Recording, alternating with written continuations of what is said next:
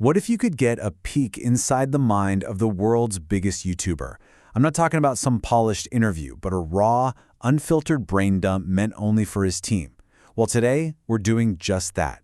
We've got our hands on Mr. Beast's secret playbook, the guide that lays out the entire philosophy for his whole production empire. And this quote from Jimmy himself, it just says it all, right? This isn't some corporate manual. It's a direct look into a relentless kind of obsessive mindset.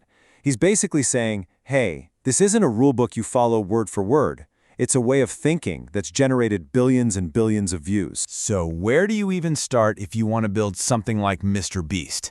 Well, it all begins with the foundation, the mindset. And that means hiring a very specific kind of person and throwing old ways of thinking out the window. Now, you might think this sounds obvious, but this is such a critical distinction. The goal isn't to be the funniest or to have slick Hollywood-level production quality. Nope. Their one and only mission, the thing that drives every single decision, is to make videos that are engineered for one platform, YouTube. And this right here is their secret weapon. Jimmy is super blunt about it. He says, this is not Hollywood, and I do not want to be Hollywood. Why? Because traditional media is just too slow. It's too rigid. And honestly, it would go broke trying to work on YouTube. The Mr. Beast way is all about being fast, being nimble, and jumping on trends at a speed that Hollywood just can't compete with. So how do you build a team that can pull that off? It comes down to a really simple but kind of ruthless philosophy. Everybody on the team falls into one of three buckets. You've got your A players. These are the obsessive, world-class people. Then you have B players, who are new folks with the potential to become A players. And then you have C players. And there it is. Wow. No ambiguity at all. C players, the people who are just kind of average, who are just there to collect a paycheck, they're seen as poisonous.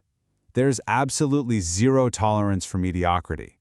The whole company is designed from the ground up to be a place for A players, and only A players. Okay, so you've got the right people on the bus.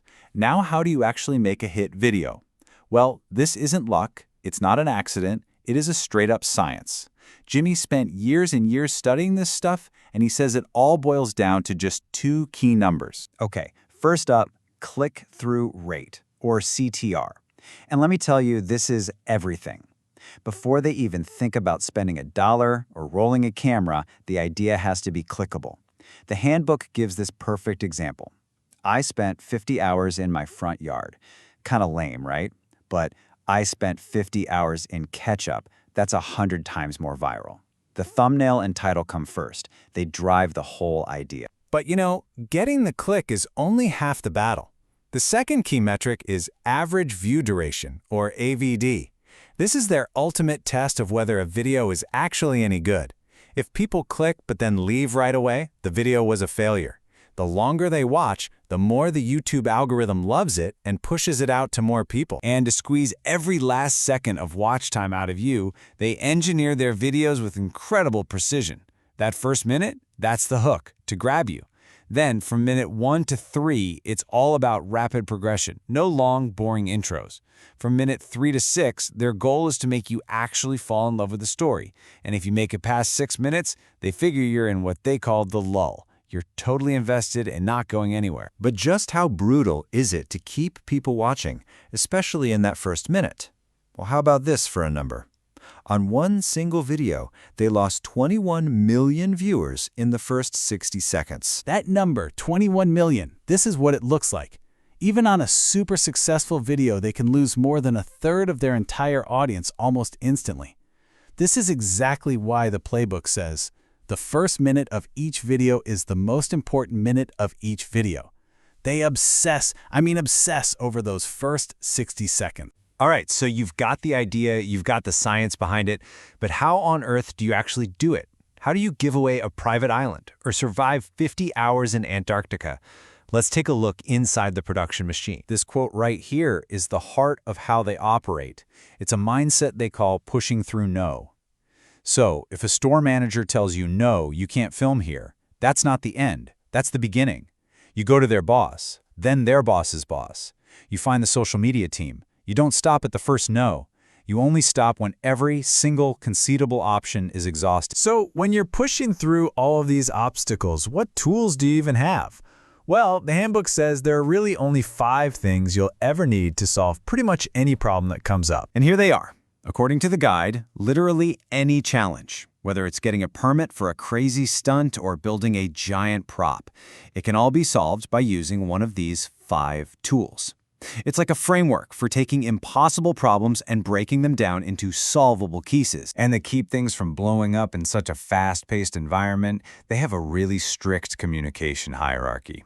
The more important the issue, the more direct the communication has to be. You don't just send an email when a critical part of a set is about to fail. You get them on the phone, or better yet, you get in a room with them face to face. It just prevents so many costly mistakes. We've talked about the mindset. We've talked about the machine. But what about the soul of the content? For Mr. Beast, creativity isn't just some nice-to-have flair. It is a core strategic weapon. Okay, this is probably my favorite example from the entire playbook. Let me ask you, which of these prizes is better? 20 grand in cash or a year's supply of Doritos? The cash? It's fine. It's boring. But the Doritos? That's hilarious. It's memorable. It's way more creative. And it also happens to be about 10 times cheaper. This is a perfect example of their principle. Creativity saves money. So what's the ultimate filter for any creative idea? It's actually really simple.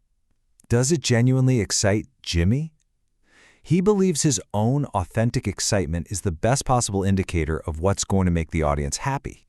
If he's not hyped up to film it, he will scrap the entire multi-million-dollar video, just like that. But there's one last piece to this whole puzzle. It's this final, kind of unquantifiable element that separates a good video from a legendary one. And they call it the wow factor. So check this out.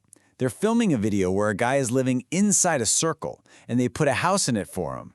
They could have just started with the house already there. Easy, right? But no, they lift the entire house in with a giant crane. Why? The quote says it all, because who the fuck else on YouTube can do that? That's it. That's the wow factor. It's pure, unforgettable spectacle. And what makes the wow factor so powerful is that it kind of breaks all the rules. It often defies simple logic and data. Lifting a house with a crane is crazy expensive, and it might not actually improve your CTR or your AVD in a way you can measure. But the impression it leaves, the way it builds the brand's legend in your mind, that's just invaluable. So in the end, when you strip away the data, the systems, and the relentless execution, the Mr. Beast formula really boils down to finding that one unique, unforgettable thing. And it leaves you with a question. What's your wow factor? What's the one thing that you can do that no one else can?